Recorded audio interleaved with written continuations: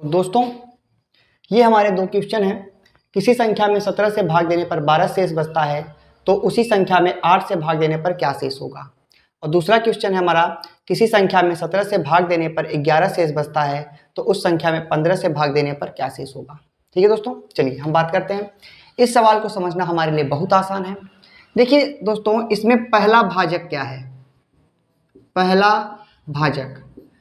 भाजक 17 है और शेषफल हमारा 12 है तथा दूसरा भाजक हमारा 8 है दोस्तों। ठीक है, हमको कुछ नहीं करना है, बस इतना करना है दोस्तों, जो शेषफल है इस शेषफल में दूसरे भाजक से भाग दे देना है। 8 का 8 बचा शेषफल 4, अर्थात इस क्वेश्चन का जो आंसर होगा वो 4 होगा। 4 शेषफल बचेगा दोस्तों। ठीक है, उसी तरह से दूसरा सवाल अगर हम समझते हैं तो यहाँ पे जो पहला भाजक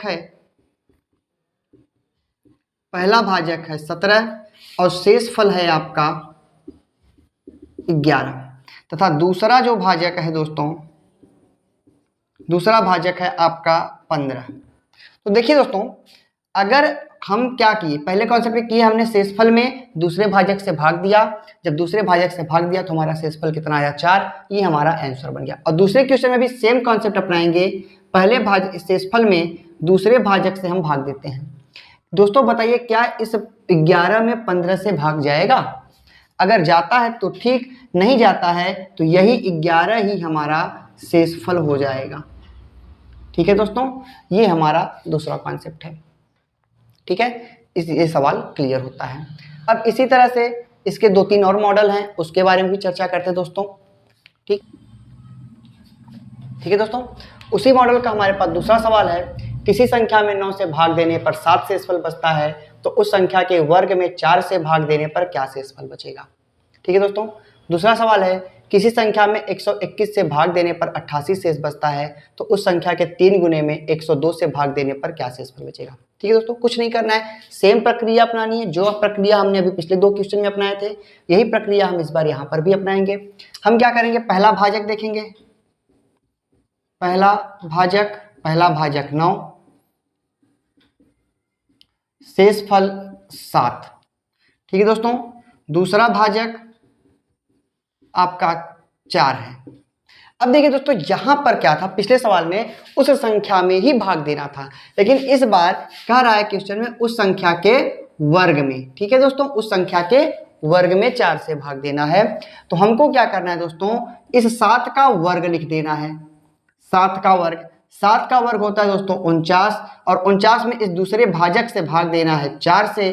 तो 4 1 का 4 कट गया, 4 दूनी 8, बचा कितना दोस्तों, शेषफल 1, अर्थात हमारा जो आंसर हो गया ये 1 हो गया। ठीक है दोस्तों, जब भी आपसे वर्ग कहता है, क्यूब कहता है या कुछ भी कहता है, कोई भी घात लगा देता है, तो आपको शेषफल के ऊपर उस घात को रखकर उसका मान ज्ञात कर देना है और दूसरे भाजक से भाग दे देना है। उसी तरह से तीसरा सवाल देखिए दोस्तों, चौथा, पहला भाजक दोस्तों है 121 और शेषफल है आपका दोस्तों 88 तथा दूसरा भाजक आपका 102 है दोस्तों। ठीक है, क्या अब देखिए यहां पे क्या कहा है, उस संख्या के 3 गुने में। ठीक है दोस्तों, 3 गुने में। अगर 3 गुना का है तो हम इस 88 का 3 गुना यहां पे लिख देंगे। 3 अठे 24, 3 अठे 24, 2 26, 264, और इस दूसरे भाजक से हम भाग दे देंगे इसमें 102 में, 264 में दूसरे भाजक से। तो 102 दूनी 204, बचा 0, 6, आपका आंसर हो गया 60। यही आपका दोस्तों शेषफल बचा। आशा करता हूं कि ये कॉन्सेप्ट आपको अच्छी तरीके से समझ में आया होगा। अगर कहीं दिक्कत होती है तो आप हमको कमेंट में बताइएगा, ताकि हम आपको इस क्वेश्चन को आसानी से समझा सकें और भी आसानी से कोशिश करें कि समझाया जा सके। फिलहाल ने ये बताया कि जिस तरह से मैंने ये क्वेश्चन आपको सॉल्व कराया है, ये अगर आप 2-3 बार क्वेश्चन प्रैक्टिस करते हैं तो ऐसे क्वेश्चन आप आसानी से सॉल्व कर सकते हैं। धन्यवाद दोस्तों।